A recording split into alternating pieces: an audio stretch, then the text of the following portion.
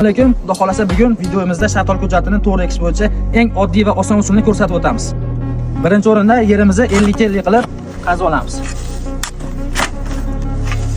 Shartnoma hujjatini tekshirib olamiz. Ochiqcha tomirlari bo'lsa uzun bo'lib ketgan, yerga qo'yganda xalaqit beradigan tomirlar bo'lsa qirib olamiz.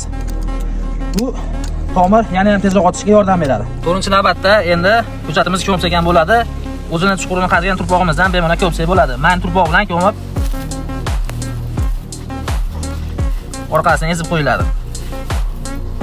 Ko'chatda ko'm bo'ldik, endi to'g'ri qiyinchiligini bitta qarab turib, ko'chat qatoriga u tomonga qarab turib, oxirida ko'chatni ezib qo'yamiz. Shaftol ko'chatimizni ekib bo'ldik, endi suv qo'yamiz bunga. Bo'shtirib suvni quyamiz. Ko'chat ekish ishlarini butkul tugatdik. Endi yondan chiqqan ochiqcha shoxlarni kesib, 2-3 ta liderda parallel qilib kesib qo'yamiz. Bir-biriga xalaqit qilmaydigan qilib bir xil kesib qo'ysak, o'chishda bir-biriga xalaqit qiladi.